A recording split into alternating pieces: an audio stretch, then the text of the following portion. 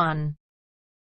Listen to a travel agent talking about interesting places to visit in Wales. Match the correct activities and beaches with each place. Some of the choices may be used more than once. First, you have some time to look at questions 1 to 5.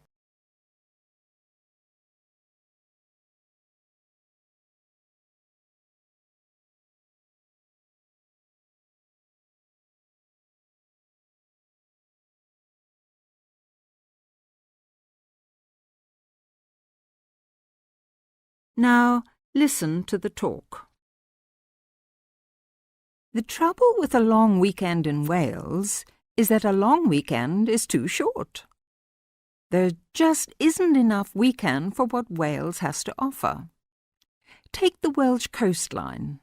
Whichever way you like your sand, you'll find it in Wales. For the active, there are surfing beaches all round the coast. At Marlow Sands, at Aberdaron, and particularly at Rhossili Beach on the Gower Peninsula, which offers some of the best surf in Europe. Sailing, too, is widely available, with yachting centres such as Tenby in the south, Aberdyfi in mid-Wales, and Abersoch on the Len Peninsula in the north. There are big open beaches and there are small secluded bays and coves. The 6 miles of Pendine Sands, for instance, in Carmarthen Bay, are so long and wide that they are frequently used for different kinds of racing events. While Llandwyn Bay, on a southern corner of Anglesey, offers 4 miles of sand and dune and countless vantages for the spectacular view across the bay to Snowdonia. Barrow Bay in the Pembrokeshire National Park is as secluded as they come, and like Mant, a golden sandy beach trapped in a tiny sheltered cove at the southern end of Cardigan Bay, basks in tranquility. And of course, there are many old fishing villages, Llangrannog and Barmouth among them. Before you hear the rest of the conversation, you have some time to look at questions 6 to 10.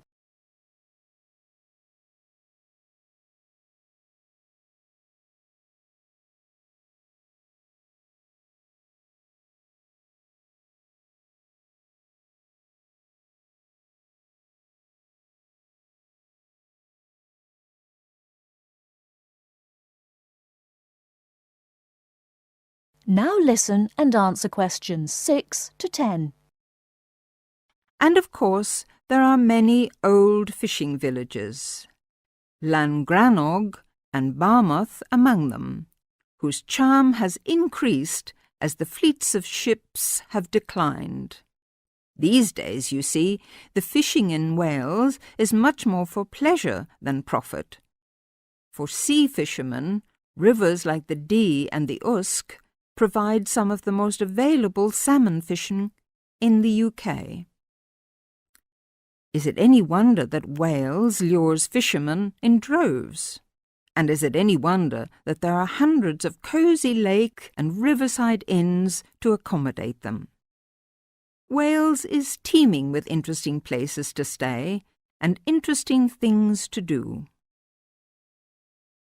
That is the end of part 1. You now have half a minute to check your answers.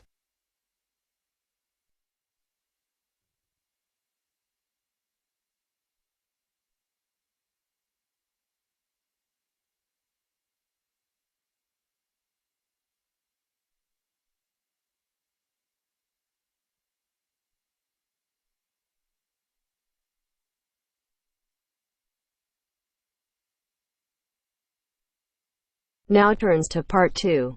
Part 2. You will hear a talk by a tour guide.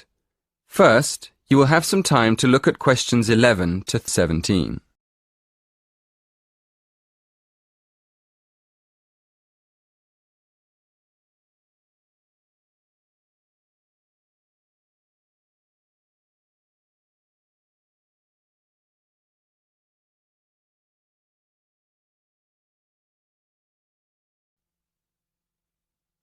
Good morning. Welcome to the Science Museum. There's so much to do here. You could spend all day going from one exhibition to another. But if your time is limited, I'd suggest choosing maybe just one main exhibition. At the moment, I suggest that you don't miss our new exhibition of everyday inventions. It's amazing to see how objects we use in our daily lives, like paper clips, tea bags and light bulbs, were invented in the first place, and how they've developed over the years into such an essential part of our lives that we hardly ever notice them. You shouldn't miss it. The other thing I'd suggest if you don't have much time is a guided tour of the free exhibitions. These tours usually start on the hour, at 1 o'clock, 2 o'clock and so on. They're quite short, only half an hour, so you could do a couple of tours in an afternoon if you wanted to. If you'd like to go on a tour, you should go to the entrance of the exhibition on the ground floor and wait for the guide there. Just to give you an idea of the range of exhibitions we have here at the museum, I'm going to tell you about the exhibitions and activities we have for visitors of different ages. First of all, for the little ones, we have a fascinating area called Shapes and Patterns, where they can play with objects and images and see how they form different patterns. It's really colourful and exciting. Kids love it. Then, at the other end of the scale, we have more complex exhibitions that appeal more to our older visitors. There's one about the history of aviation, how planes developed over the years. Older visitors may even be able to remember some of the earlier planes on display. Another exhibition that adults might particularly enjoy is the energy exhibition. It shows the historical development of different forms of energy in Britain and how it has powered industry over the centuries. And of course, we mustn't forget the teenagers. There are lots of exhibitions to interest them, but my favourite one is the one where visitors can find out more about how physics works. It's a fun exhibition with plenty of hands-on activities that explore how light and heat and chemicals work. I still go there myself now and then. It's brilliant. Before you hear the rest of the talk, you have some time to look at questions 18 to 20.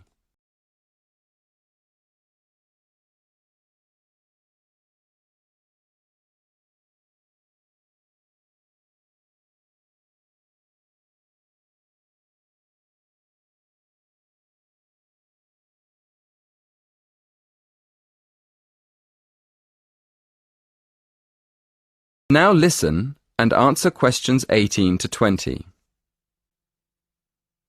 Most of our exhibitions are free, but you will need a ticket for some of the special ones, like the 3D film shows. So let me explain how you get a ticket online. Of course, you can do this directly at the ticket office, but if there's a long queue, you can book online on your mobile. So, go to our homepage and choose the Events button. Then, click on the film title. That'll take you to the next window. In the right-hand corner, you'll see a little calendar. Choose the date on the calendar and then go to the next window. There's a drop-down box there for you to choose the time and another one for the number of tickets. Careful on that page. There are different prices for adults and children. When you've done that, go to the final page and choose your payment method. That is the end of part 2. You now have half a minute to check your answers.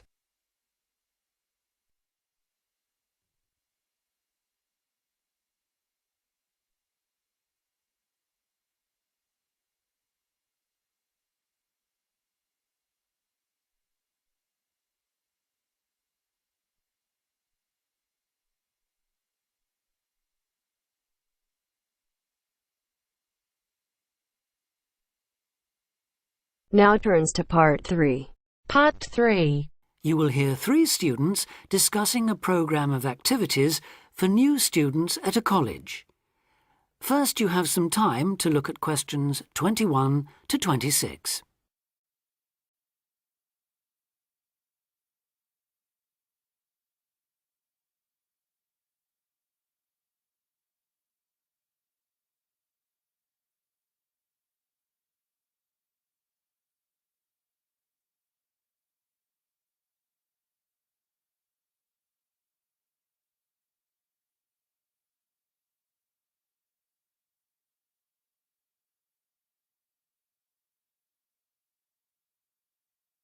Now listen carefully and answer questions 21 to 26.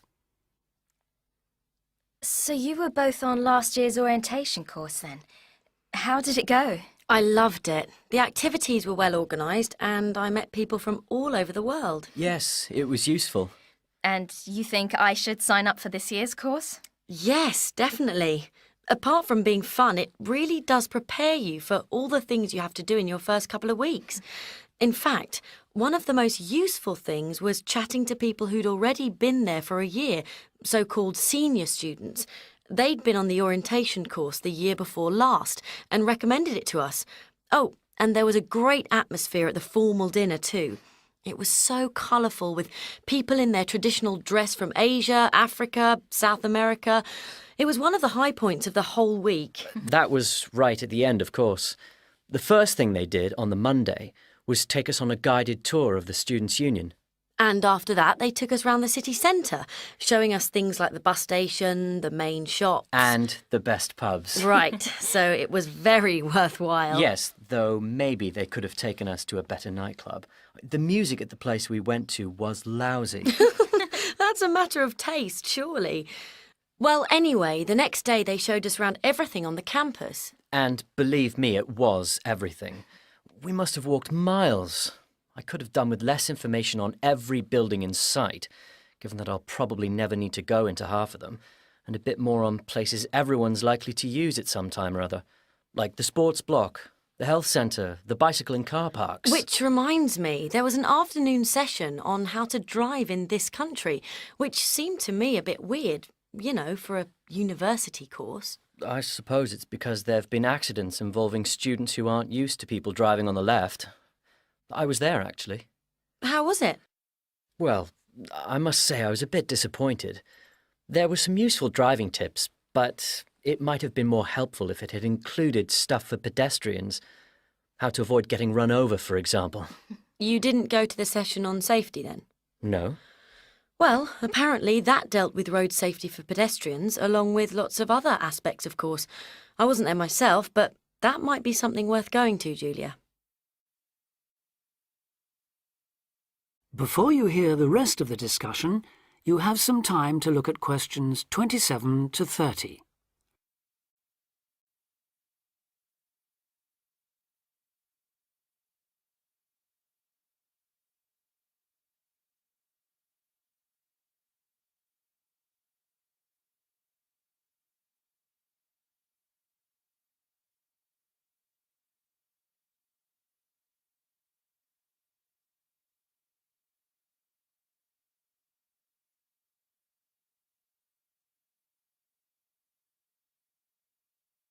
Now listen and answer questions 27 to 30. I like the sound of the whole thing. Tell me, what's the accommodation like? Do you have a room to yourself or do you have to share? What do you have to take with you? For the orientation course, you'll have an individual room in one of the halls of residence. That'll be a different hall from the one you're booked into for the year, but they're both on the campus, so you won't have far to go. And you won't have to take much with you. The room will have chairs, table, wardrobe, bed, mattress, blankets, sheets and so on. Take a warm coat or jacket, though. It may well rain, and it's unlikely to reach even 20 degrees in late September. But it shouldn't drop below about 10, at least during the day, which is something, I suppose.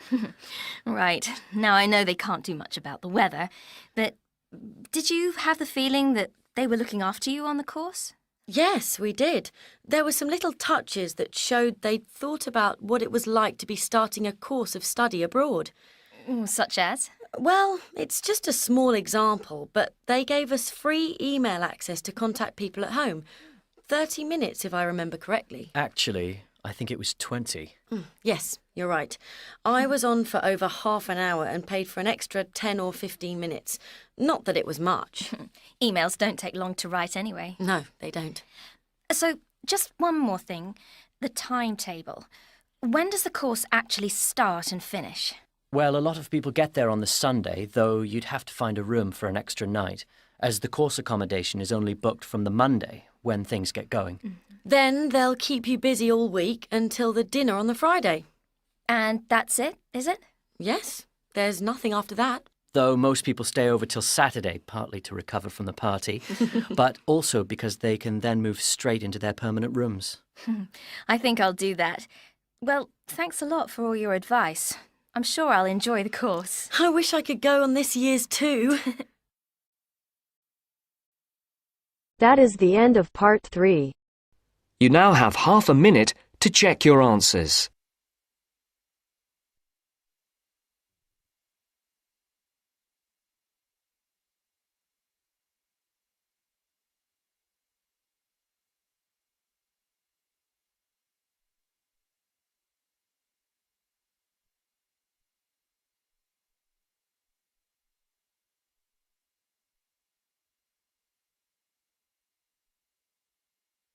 Now turns to part 4. Part 4. You will hear 3 students discussing exam techniques with their tutor. First, you have some time to look at questions 31 to 40.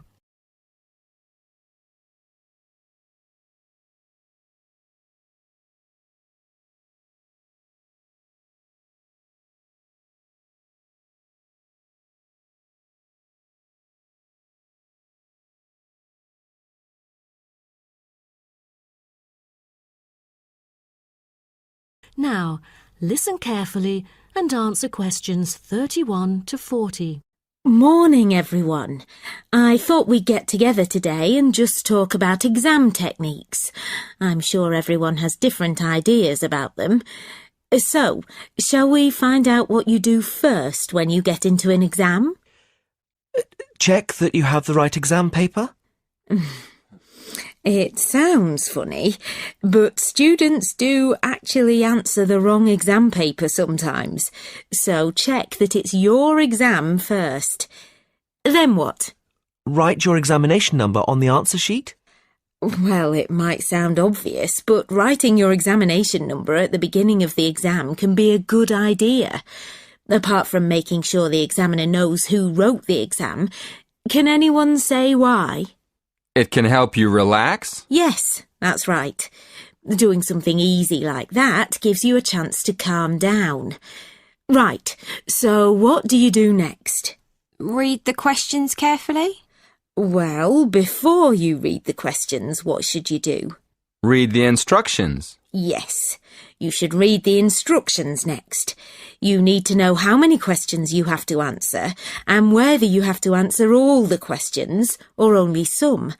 What other important information do you need to check before you start? How much time you have? Yes, Jerry's right. You need to make sure that you know how long the exam is so you can manage your time properly.